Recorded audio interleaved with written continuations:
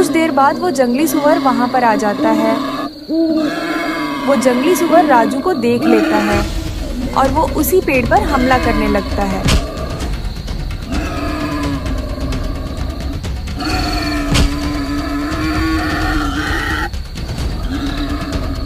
राजू उसे पेड़ से जमीन पर गिर जाता है। फिर जंगली सुअर राजू को अपनी नुकीले दांतों से बुरी तरह से जख्मी करने लगता है। बचाओ, बचाओ! राजू वहीं पर बेहोश हो जाता है और वो जंगली सुअर राजू को जख्मी करके जंगल की तरफ भाग जाता है। राजू जख्मी होकर पूरी रात बेहोश पड़ा रहता है।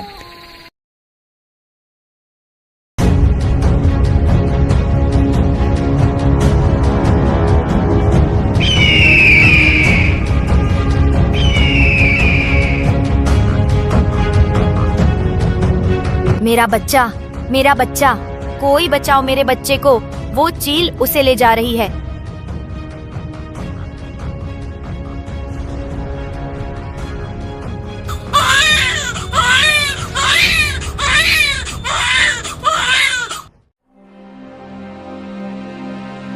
बड़ी तेज से भूख लगी थी, परंतु मुझे पूरे जंगल में कोई भी भोजन नहीं मिला।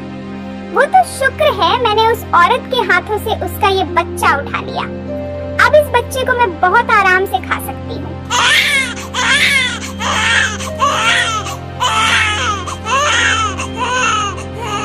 अरे, अब इस बच्चे ने तो रोना शुरू कर दिया।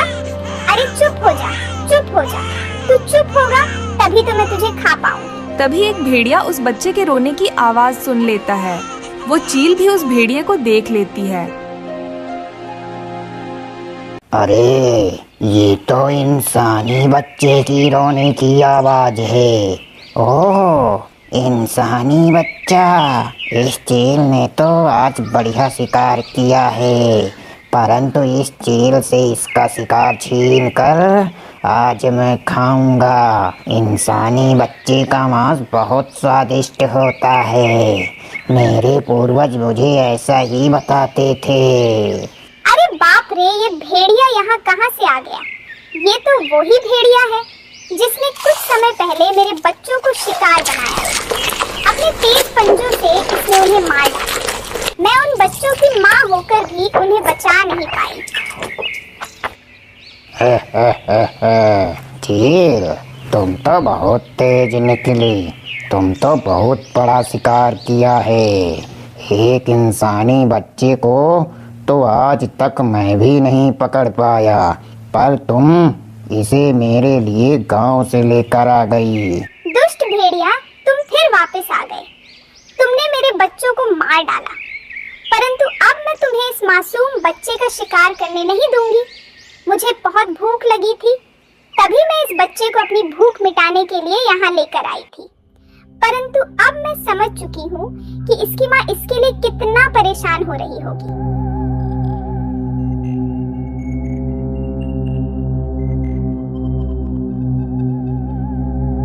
अपनी बकवास बंद करो और उस इंसानी बच्चे को उस पेड़ से नीचे फेंको। आज मैं इंसानी बच्चे को खाकर पूरे 2 दिन का भूख मिटाऊंगा। तुम जैसा सोच रहे हो वैसा बिल्कुल नहीं होने वाला। मैं इस इंसानी बच्चे को तुम्हें कभी नहीं दूंगी। तुम यहाँ से चले जाओ। चील, तुम्हें क्या लगता है तुम इस बच्चे को लेकर इस पेड़ के ऊपर ही बैठी रहोगी? जैसे ही तुम इस बच्चे को नीचे लाओगी, मैं तुम्हें कहीं भी ढूंढ कर इस बच्चे के साथ साथ तुम्हें भी मार डालूंगा। अरे दुष्ट भेड़िया, मुझे अब अपनी कोई चिंता नहीं है। तुमने मेरे बच्चों को मेरे सामने ही मार डाला, परंतु मैं कुछ नहीं कर पाई। इसलिए अब मेरे पास खोने के लिए कुछ भी नहीं है और इस बच्चे को तो मैं अब बचा के ही रहूंगी। अरे बाप रे, लगता है ये चील ऐसे नहीं मानने वाली। इधर रीता जल्दी जल्दी अपने घर की तरफ जाती है और राजू यानी कि अपने पति से बच्चे के बारे में बताती है। राजू राजू, गजब हो गया, हमारे बच्चे को एक चील मुझसे छीन के ले गई। क्या? ये क्या कह रही हो तुम अपने होश में तो हो ना? और हमारा बच्चा कहाँ है? राजू, मैं सच कह रही हूँ। मैं कुएं के पास पानी निकालने के लिए गई थी, तभी एक चील कहीं से उड़ते हुए आई और मेरे बच्चे को मुझसे छीन कर ले गई। वो चील उड़कर तुम्हारे पास आई और तुमसे हमारा बच्चा छीन कर ले गई और तुम बस खड़ी मुंह देखती रही। तुमसे ज्यादा लापरवाह पत्नी मैंने आज तक नहीं देखा। रवि, मुझे माफ कर दो, मैं अपने बच्चे का ध्यान नहीं रख पाई। तुम मेरे बच्चे को ढूंढ कर ले आओ, मुझे मेरा बच्चा चाहिए। अच्छा ठीक है, परंतु मुझे ये बताओ कि वो चील हमारे बच्चे को लेकर किस दिशा में गई है? क्या तुमने उस चील को देखा था? हाँ राजू, मैंने देखा था। वो चील हमारे बच्चे को जंगल की तरफ ले गई है। मैंने उसका पीछा किया था, परंतु मैं उसे रोक नहीं पाई। अरे बाप रे, वो जंगल तो बहुत ज्यादा खतरनाक है। मैंने सुना है उस जंगल में बहुत ज्यादा जंगली जानवर हैं जो बहुत ज्यादा खतरनाक है। परंतु तुम चिंता मत करो, मुझे चाहे जो हो जाए, लेकिन अपने बच्चों को जरूर ढूंढ कर वापस लाऊंगा। हाँ राजू, मुझे मेरा बच्चा चाहिए। मुझे माफ कर दो और मुझे मेरा बच्चा वापस ला दो। राजू अपने बच्चे को ढूंढने के लिए अपने घर से निकल जाता है। हे ऊपर वाले, मेरे बच्चे की रक्षा करना, बस वो ठीक ठाक हो, कहीं उस चील ने मेरे बच्चे पर हमला ना किया हो और उसे घायल ना कर दिया हो। बस मुझे जल्द से जल्द अपने बच्चे तक पहुंचना होगा। वही वो चील उस इंसानी बच्चे को उस भेड़िया से बचाना चाहती थी। किसी तरह से उस भेड़िए को चकमा देकर उस पेड़ से इस बच्चे को लेकर उड़ गई। बस मुझे अब इस बच्चे को किसी महफूज जगह पे छुपाना है, जहाँ वो भेड़िया कभी भी ना आ पाए। वो भेड़िया बहुत खतरनाक है, उसने मेरे बच्चों को भी मार डाला था। अगर उसने मुझे ढूंढ लिया तो वो मेरे साथ साथ इस बच्चे को भी मार डालेगा। इस बेचारे मासूम बच्चे का क्या कसूर है? तभी उस चील को जंगल के बीचों बीच एक गुफा नजर आती है। अरे ये गुफा, ये कौन सी गुफा है? ये गुफा तो मैं इस जंगल में पहली बार देख रही हूँ, क्योंकि मैंने अब तक इस गुफा को नहीं देखा। अगर इस गुफा के अंदर इस बच्चे को लेकर छुप जाऊंगी तो हो सकता है वो भेड़िया मुझे ढूंढ ना पाए। हाँ ठीक है, उस भेड़िया से बचने के लिए ये गुफा बेहद ठीक है। यहाँ तक वो भेड़िया कभी भी नहीं आ पाएगा। वो चील उस बच्चे को लेकर उस गुफा में चली जाती है। वहीं वो भेड़िया उस बच्चे और उस चील को हर जगह ढूंढ रहा था। ना जाने वो चील उस बच्चे को लेकर कहाँ गुम हो गई। मैं कब से इस जंगल में हर जगह उस बच्चे को ढूंढ रहा हूँ, परंतु ना मुझे वो चील मिली और ना ही वो बच्चा। बस एक बार किसी तरह मुझे वो चील मिल जाए, उसके बाद मैं उन दोनों को जान से मार दूंगा और फिर उन्हें कच्चा ही खा जाऊंगा। वही राजू एक बड़ा सा खंजर लेकर जंगल में हर जगह अपने बच्चे को ढूंढ रहा था। बाप रे बाप, ये जंगल तो कितना बड़ा है। आखिर वो चील मेरे बच्चे को इस जंगल में कहाँ लेकर गई होगी। इस जंगल में अपने बच्चे को ढूंढते ढूंढते तो मुझे अंधेरा हो जाएगा। नहीं, अंधेरा होने से पहले मुझे इस जंगल में हर जगह से देखना होगा और अपने बच्चे को ढूंढना होगा। आखिर वो चील इतना दूर भी नहीं गई होगी। मुझे मेरा बच्चा मिल सकता है, क्योंकि एक बार अंधेरा हो गया तो मेरे बच्चे को मिलना और मुश्किल हो जाएगा। इतना कहकर राजू जंगल में हर जगह अपने बच्चे को ढूंढने लगता है। मैं तो आधे से ज्यादा जंगल घूम चुका हूँ और अपने बच्चे को हर जगह ढूंढ चुका हूँ। ना जाने वो चील कहाँ छुप कर बैठी है, जो मुझे मिल ही नहीं रही। मुझे अब जंगल में अंदर की तरफ जाना चाहिए। हो सकता है वो चील मेरे बच्चे को लेकर जंगल में और अंदर की तरफ गई हो। कुछ देर बाद रात हो जाती है और राजू को बहुत अजीबोगरीब आवाज सुनाई पड़ने लगती है, जिससे राजू बहुत ज्यादा डरने लगता है। हे भगवान, अंधेरा भी हो गया है। अब मैं क्या करूं? कहीं इस बियाबा जंगल में कोई जंगली जानवर मुझ पर हमला न कर दे। हे भगवान, मेरी रक्षा करना और मेरे बच्चे की रक्षा करना। कुछ देर बाद राजू को किसी जंगली जानवर की आहट महसूस होती है। मुझे लगता है कोई जंगली जानवर मेरी तरफ आ रहा है। हे भगवान, अब मैं क्या करूं? मुझे लगता है अब मैं घर वापस नहीं जा पाऊंगा। हाँ, चलो इस पेड़ पर चढ़ जाते हैं। राजू पास के एक पेड़ पर चढ़कर बैठ जाता है। कुछ देर बाद वो जंगली सुअर वहां पर आ जाता है। वो जंगली सुअर राजू को देख लेता है और वो उसी पेड़ पर हमला करने लगता है।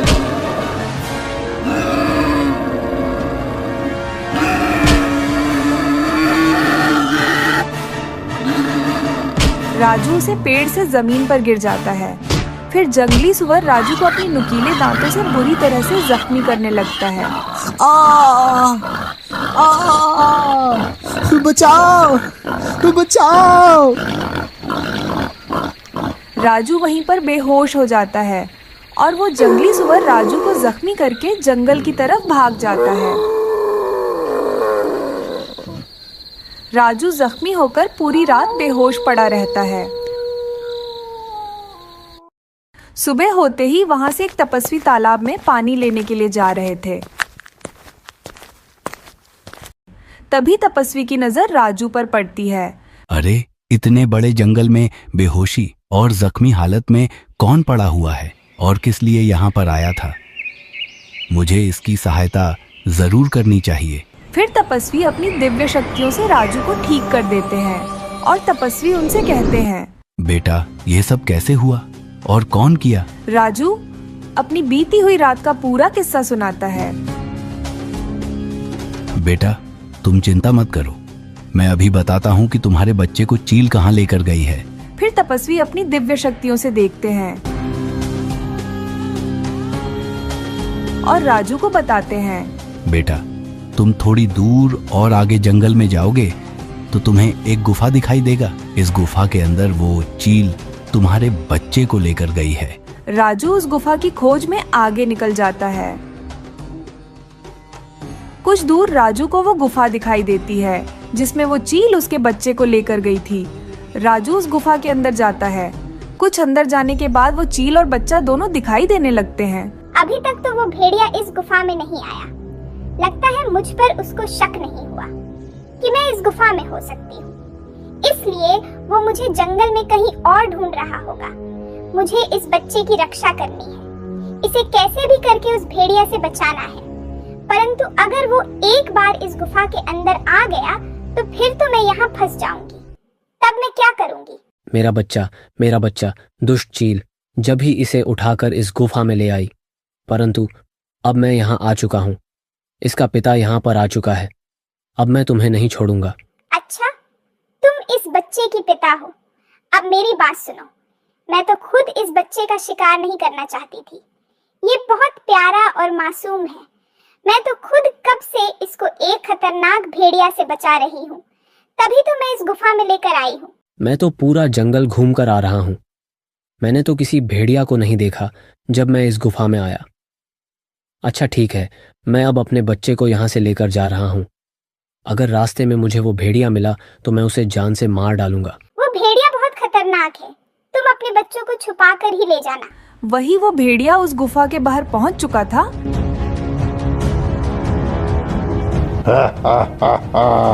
पूरे जंगल में वो चील कहीं नहीं मिली।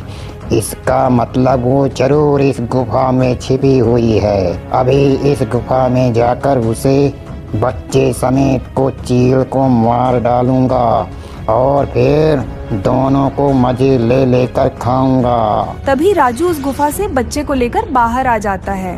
अरे बाप रे, ये तो सच में एक भेड़िया है। वो चील सही कह रही थी। मुझे अपनी बच्चे की जान बचाकर यहाँ से भागना होगा, नहीं तो ये भेड़िया हम पर हमला कर देगा है।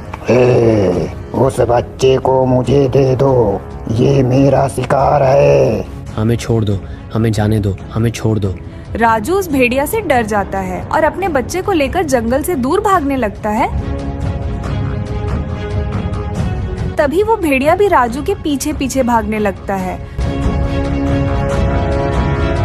तभी वो उस भेड़िया को खत्म करने का सोच लेता है। भेड़िया, तू मेरे बच्चे को मारेगा, मैं तुझे जिंदा नहीं छोड़ूंगा। राजू अपने खंजर को फेंक कर मारता है और वो खंजर जा करके उस भेड़िया के पेट में आरोपर हो जाता है, जिससे वह भेड़िया वहीं दम तोड़ देता है। उसके बाद राजू अपने बच्चे को लेकर जंगल से वापस घर की ओर चला जाता है और इधर उस भेड़िया की मौत होने की वजह से चील भी बहुत ज्यादा खुश हो जाती है। क्योंकि उस भेड़िया ने उस चील के बच्चों को मारा था। राजकुमारी के इतने भगाने पर वो कुत्ता वहाँ से नहीं जाता है और भौंकता ही रहता है।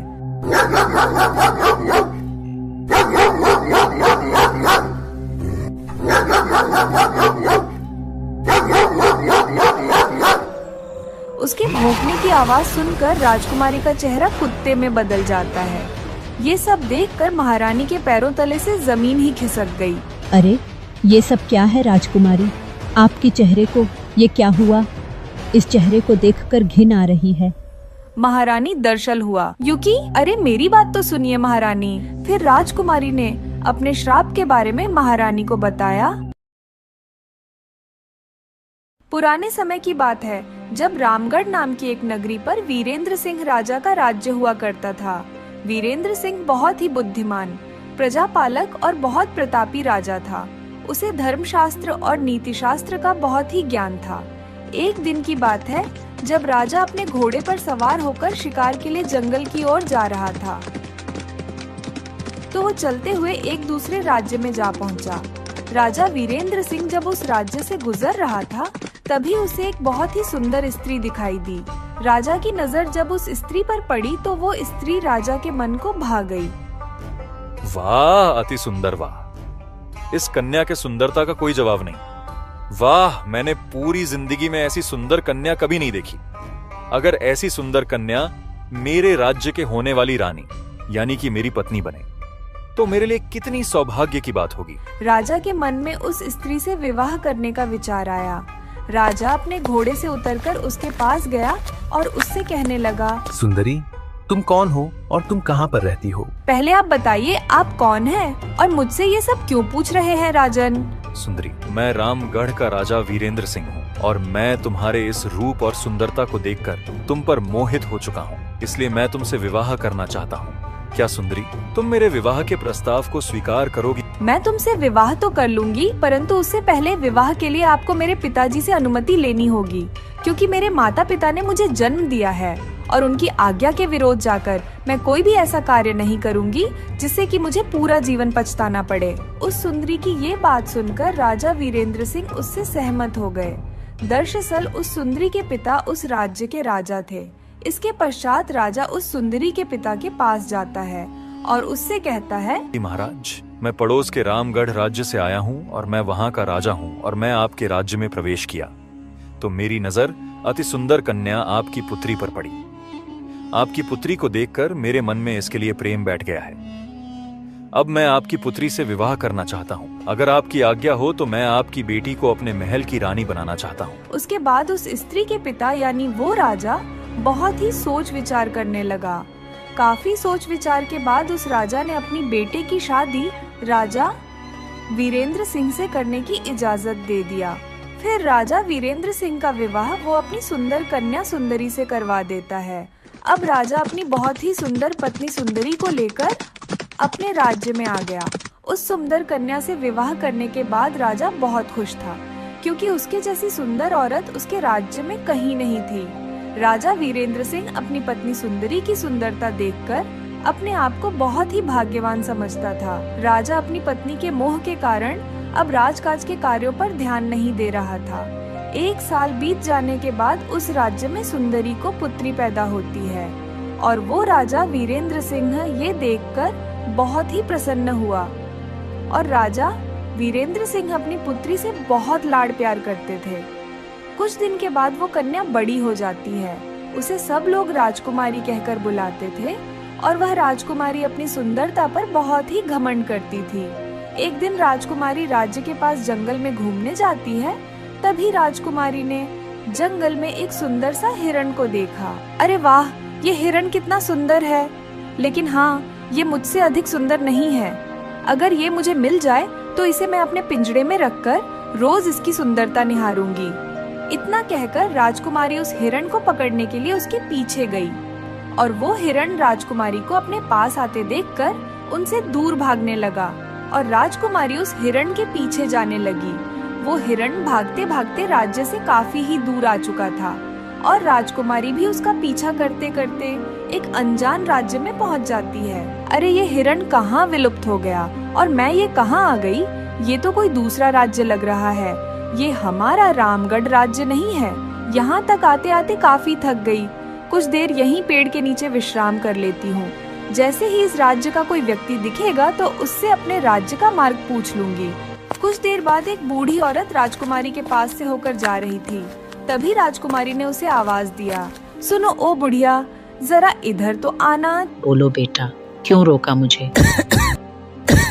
छी छी छी, कितनी बदसूरत शकल है तुम्हारी, और ये कैसे कुत्तों जैसी खास रही हो।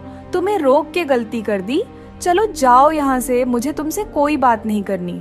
राजकुमारी की इस बात को सुनकर उस बूढ़ी औरत को अत्यंत ही क्रोध आया और वो बूढ़ी औरत राजकुमारी से कहा, अहंकारी लड़की देखने में तो तू राजकुमारी लग रही है, लेकिन तुझ में राजकुमारी होने का तनिक भी गुण नहीं है।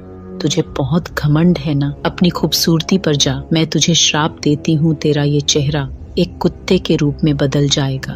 उस बुढ़िया के ये कहते ही राजकुमारी का चेहरा एक कुत्ते के रूप में बदल गया और फिर वो बूढ़ी औरत राजकुमारी को पास ही एक तालाब के पास ले गई। देख ले अपनी सूरत इस तालाब में और बता कैसी होती है बदसूरती। राजकुमारी ने जैसे ही अपने चेहरे को तालाब में देखा, उनके पैरों तले से जमीन खिसक गई। नहीं, ये क्या हो गया मेरे चेहरे को? आपने ये क्या कर दिया? अब मैं इस चेहरे के साथ कैसे जीवित रहूंगी? कृपया करके अपने इस श्राप को वापस ले लीजिए। मैं अब जीवन में कभी भी अपनी खूबसूरती का घमंड नहीं करूंगी। नहीं, मैं अपना दिया हुआ श्राप वापस तो नहीं ले सकती हूँ, लेकिन हाँ, अगर तुम्हें अपने गलती का पश्चाताप है तो जा, तू अपना रूप बदल सकती है। लेकिन हाँ, इसका मतलब ये बिल्कुल भी ना समझना कि तू मेरे श्राप से मुक्त हो गई है। तू जब भी किसी कुत्ते को भौंकते हुए आवाज सुनेगी तो तेरा यह चेहरा वापस कुतिया में बदल जाएगा। और हाँ, भले ही तू रूप बदल ले, लेकिन तेरा खाना पीना सब एक कुत्ते की तरह ही रहेगा। इतना कहकर वो बुढ़िया वहाँ से चली जाती है और राजकुमारी अपना रूप बदल लेती है। ये मैंने क्या कर दिया? अपने ही अहंकार ने मुझे कहीं का नहीं छोड़ा। ये कहकर राजकुमारी जोर जोर से विलाप करके रोने लगती है।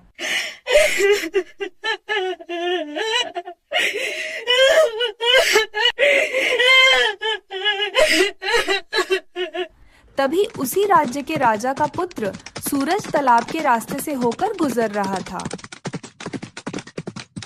राजकुमारी के रोने की आवाज राजकुमार तक पहुंची। अरे, ये तालाब की ओर से किसके रोने की आवाज आ रही है? मुझे जाकर देखना चाहिए, हो सकता है कोई मुसीबत में हो। फिर राजकुमार तालाब की ओर आगे बढ़ते हैं। वहां पहुंचकर वो देखते हैं कि एक लड़की तालाब के किनारे बैठकर रो रही है। राजकुमार राजकुमारी के पास जाते हैं और उनसे पूछते हैं, आप कौन हो और यहाँ बैठकर क्यों रो रही हो? मुझे बताइए, शायद मैं आपकी कोई सहायता कर सकूं। अगर मैंने इन्हें सच बता दिया कि मैं क्यों रो रही हूँ तो ये यहाँ से चला जाएगा और मेरी मदद नहीं करेगा। क्या हुआ? आप कुछ बोल क्यों नहीं रही? मैं रामगढ़ राज्य की राजकुमारी हूँ और मैं यहाँ भटक गई हूँ। मुझे समझ नहीं आ रहा है कि मैं अपने राज्य वापस कैसे जाऊँ। अच्छा, तो ये बात है। मैं इस राज्य का राजकुमार सूरज हूँ। आप चाहो तो मेरे साथ मेरे महल चल सकती हैं। वहाँ विश्राम करने के बाद आप अपने राज्य वापस चले जाना। ठीक है, चलिए राजकुमार। फिर राजकुमार और राजकुमारी महल जाने के लिए निकल जाते हैं और कुछ देर यात्रा के बाद ही वे महल पहुंच जाते हैं। आप कुछ देर विश्राम कर लीजिए, आप काफी थक गई होगी। कुछ देर बाद उस राजकुमार सूरज के पिता आते हैं और सूरज से कहते हैं, सूरज, आप शिकार से खाली हाथ ही क्यों लौट आए? और ये कन्या कौन है? फिर राजकुमार ने अपने पिता को राजकुमारी के बारे में बताया।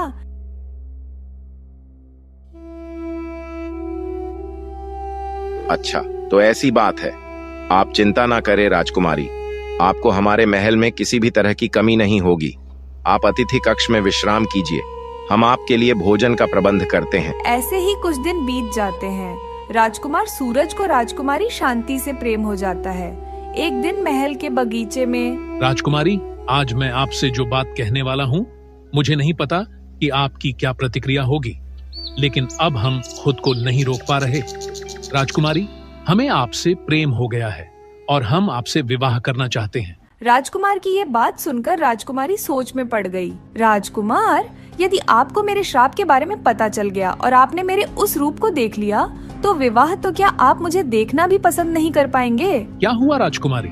आप किस सोच में डूब गई? फिर राजकुमारी ने अपने उस श्राप के बारे में राजकुमार को बताया और अपना वो रूप राजकुमार को दिखाया। राजकुमार, देखिए, क्या आप अभी भी मुझसे विवाह करना चाहते हैं? हाँ राजकुमारी, मैंने आपसे प्रेम किया है और प्रेम इंसान के चेहरे से नहीं होता, प्रेम इंसान के मन से होता है, उसके हृदय से होता है। राजकुमार के मन में राजकुमारी के लिए सच्चा प्रेम देखकर राजकुमारी के आंखों में आंसू आ गया और उन्होंने सिर हिलाकर विवाह के लिए हाँ कर दिया। अगले दिन राजकुमार ने अपने माता पिता को राजकुमारी से विवाह के विषय में बताया। राजकुमार, हमें आपके इस निर्णय से कोई आपत्ति नहीं है, लेकिन हाँ, आप एक बार अपनी माता श्री से पूछ लें, उन्हें कोई आपत्ति तो नहीं? नहीं महाराज, हमें कैसी आपत्ति होगी, हमें तो राजकुमारी शांति पहले से ही पसंद थी। ठीक है, आज से ठीक 1 हफ्ते बाद राजकुमार और राजकुमारी का विवाह होगा। अगले दिन राजकुमारी, आपको हमारे राज्य में आए इतने दिन हो गए, किंतु आपने हमारे राज्य का भ्रमण ही नहीं किया। चलिए, आज हम आपको अपने राज्य का भ्रमण कराते हैं। सेनापति, हमारा रथ तैयार करो, हमें राज्य का भ्रमण करने जाना है। रुक जाओ सेनापति महारानी, हमें रथ यात्रा से ज्यादा पद यात्रा पसंद है, इससे शरीर भी स्वस्थ रहता है। बात तो आप उचित कह रही है। ठीक है, चलिए हम पैदल ही चलते हैं। फिर राजकुमारी और महारानी राज्य के भ्रमण के लिए निकल जाते हैं। जैसे ही वे दोनों कुछ दूर आगे जाते हैं, तभी उनके सामने एक कुत्ता आ जाता है और भौंकने लगता है।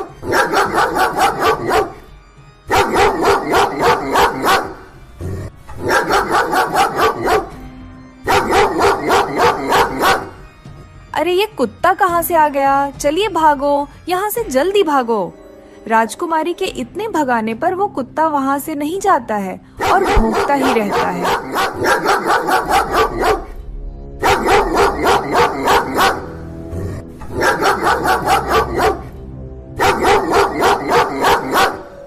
उसके भौंकने की आवाज सुनकर राजकुमारी का चेहरा कुत्ते में बदल जाता है। ये सब देखकर महारानी के पैरों तले से जमीन ही खिसक गई। अरे ये सब क्या है राजकुमारी, आपके चेहरे को ये क्या हुआ? इस चेहरे को देखकर घिन आ रही है। महारानी दरअसल हुआ क्योंकि अरे मेरी बात तो सुनिए महारानी। फिर राजकुमारी ने अपने श्राप के बारे में महारानी को बताया, जिसे सुनकर महारानी अत्यंत ही क्रोधित हुई। आपने हमें अपने इस श्राप के बारे में पहले क्यों नहीं बताया? क्या राजकुमार को इसके बारे में पता है? जी महारानी, मैंने उन्हें ये सब बताया था। हम आप दोनों का विवाह हरगिज नहीं होने देंगे। चलिए महल वापस चलिए, हम आपकी ये हकीकत महाराज को बताएंगे। महल पहुंचते ही महारानी राजकुमार सूरज के सामने ही राजकुमारी की श्राप के बारे में महाराज को बताती है। लेकिन महारानी, हमें तो राजकुमारी के चेहरे में कोई परिवर्तन नहीं दिख रहा, आप ये कैसे कह सकती हैं? महाराज ये अपने चेहरे को बदल सकती है। राजकुमारी अपना वो चेहरा महाराज को दिखाइए, हमें ये हमारा आदेश है। महारानी के आदेश के अनुसार राजकुमारी ने अपना वो रूप महाराज को दिखा दिया और ये देखकर महाराज के तो होश ही उड़ गए। सूरज, हम आपका विवाह ऐसी लड़की के साथ कदापि नहीं कर सकते। सैनिकों, इस लड़की को हमारे आंखों से दूर कर दो और इसे छोड़ आवो। रुक जाए पिताश्री, राजकुमारी यहाँ से कहीं नहीं जाएंगी। हमने राजकुमारी के चेहरे से प्रेम नहीं किया, हमने राजकुमारी के हृदय से प्रेम किया है और हृदय का कोई रूप नहीं होता। अगर हम विवाह करेंगे तो सिर्फ राजकुमारी से ही करेंगे, अन्यथा जीवन भर कुंवारे ही रहेंगे। राजकुमार की ये बात सुनकर राजा और रानी सोच में पड़ गए कि आखिर इस समस्या का क्या समाधान निकाला जाए। कुछ दिनों बाद राजा अपने बगीचे में उदास मन से बैठे हुए थे, तभी वहाँ उनके मंत्री आते हैं। महाराज, मैं जानता हूँ कि आपके चिंता का क्या कारण है, किंतु ऐसे चिंता करने से इस समस्या का समाधान नहीं निकलेगा। मैंने सुना है कि इस राज्य में एक महाऋषि है जो अत्यंत ही बुद्धिमान है। एक बार आप उनसे जाकर इस समस्या का समाधान मांगे, हो सकता है उनके पास इस समस्या का समाधान हो। मंत्री जी, आप कह रहे हैं तो मैं एक बार उनसे मिलता हूँ। फिर राजा उस महाऋषि के पास जाते हैं और अपने समस्या के बारे में उन्हें बताते हैं। देखो राजन, राजकुमारी अपने श्राप अपने ही अहंकार के कारण भोग रही है, लेकिन हाँ, राजकुमार राजकुमारी से सच्चे मन से प्रेम करते हैं। तो यदि तुम राजकुमारी और राजकुमार का विवाह करवा देते हो तो राजकुमार के सच्चे प्रेम के कारण राजकुमारी का श्राप कट सकता है। ठीक है महाऋषि, यदि ऐसी बात है तो हम तुरंत ही उन दोनों का विवाह संपन्न कराते हैं और मैं चाहूंगा कि उन दोनों का विवाह आपके हाथों ही संपन्न हो। अगले ही दिन राजकुमार और राजकुमारी का विवाह संपन्न हो जाता है और इस तरह से राजकुमारी का श्राप खत्म हो जाता है और उनका अहंकार भी समाप्त हो जाता है। सेठ जी, दया अब बहुत अमीर हो गया है। वो मेले में सबसे महंगे खिलौने और साड़ियां खरीद रहा है। दया के पास अचानक इतना पैसा कहाँ से आ गया? जरूर कुछ गड़बड़ है। लेकिन उस वक्त धन्ना सेठ ने ज्यादा ध्यान नहीं दिया। कुछ दिनों बाद गांव में चर्चा होने लगी कि दया ने अपनी खुद की दुकान खोल ली है और उसकी अच्छी कमाई हो रही है। ये खबर सुनकर धन्ना सेठ को शक पक्का हो गया। उसने अपने आदमियों से दया पर नजर रखने को बोलता है। दया की दुकान धीरे धीरे चल निकली थी। जादुई कंगन की मदद से उसकी आमदनी बढ़ रही थी और अब वो गांव का सबसे अमीर आदमी बन गया था। गांव में हर कोई उसकी तरक्की पर हैरान थे। गांव के चौराहे पर दया के कुछ पुराने दोस्त बैठे थे। बहादुर कुंवर और मोहन वे आपस में बातें कर रहे थे। क्या तुम्हें पता है, दया अब बहुत अमीर हो गया है। वो गांव में सबसे बड़ा व्यापारी बन गया है। हाँ, मैंने भी सुना है, लेकिन ये अचानक कैसे हुआ? कल तक तो वो धन्ना सेठ के यहाँ मजदूरी कर रहा था। दया बहुत अच्छा इंसान है। मुझे यकीन है कि उसने कुछ गलत नहीं किया होगा। हो सकता है कि उसकी किस्मत बदल गई हो। हमें दया से जाकर बात करनी चाहिए। सभी दोस्तों ने दया से मिलने का फैसला किया और उसके घर की ओर चल पड़े। जब दया के दोस्त उसके घर पहुँचे तो उसने उनका बहुत गर्मजोशी से स्वागत किया। अरे वाह बहादुर कुंवर मोहन, तुम सब लोग कैसे हो? बहुत दिनों बाद मिले हो। आओ अंदर आओ। दया ने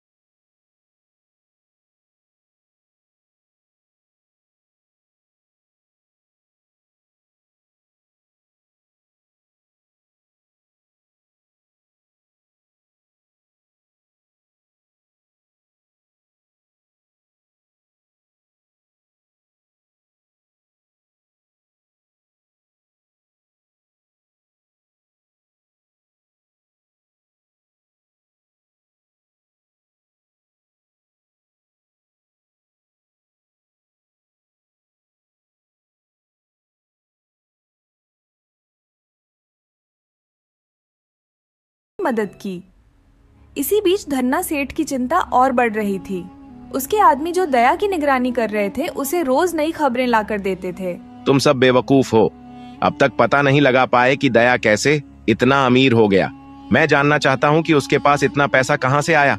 सेठ जी, हम पूरी कोशिश कर रहे हैं लेकिन अभी तक कुछ खास पता नहीं चल पाया सेठ जी। अगर तुम सब लोग कुछ कर नहीं सकते तो मुझे खुद जाकर पता लगाना होगा। एक रात जब दया और उसका परिवार खाना खा रहे थे, उनकी बेटी लाली ने जिद कर रही थी कि उसे आइसक्रीम चाहिए। पिताजी मैं कुछ नहीं जानती, मुझे आइसक्रीम चाहिए। दया ने जादुई कंगन पहना और मुस्कुराते हुए कहा, कंगन, हमें आइसक्रीम चाहिए। जैसे ही उसने ये कहा, कंगन से तेज रोशनी निकली और उनके सामने ठंडी ठंडी आइसक्रीम आ गई। ये देखकर लाली बहुत खुश हुई, लेकिन ये सब धन्ना सेठ के आदमी खिड़की से छिपकर देख रहे थे। उन्होंने तुरंत जाकर धन्ना सेठ को सब बता दिया। हमने सब देख लिया। उसके पास जादुई कंगन है जो उसकी हर इच्छा पूरी करता है। धन्ना सेठ की आंखों में लालच चमकने लगा। उसने मन ही मन ठान लिया कि वो उस जादुई कंगन को चुरा लेगा और उसका इस्तेमाल खुद करेगा। रात के अंधेरे में धन्ना सेठ अपने आदमी के साथ उनके घर पहुंचा। उसने धीरे से दरवाजा खोला और अंदर घुस गया।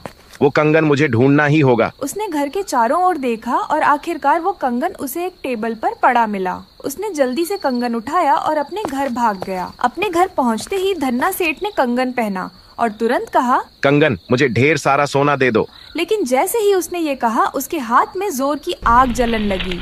कंगन से निकली रोशनी ने उसका हाथ पूरी तरह से लाल कर दिया और वो दर्द से चिल्लाने लगा। क्या हो रहा है? मेरे हाथ इतना जलन क्यों हो रहा है? वो तुरंत डॉक्टर के पास भागा। डॉक्टर ने उसके हाथ पर पट्टी बांधी और कहा, तुम्हारे हाथ में गहरी चोट आई है, ये जल्दी ठीक नहीं होगी। धन्ना सेठ सब समझ गया कि ये सब उसकी लालच की वजह से हुआ है।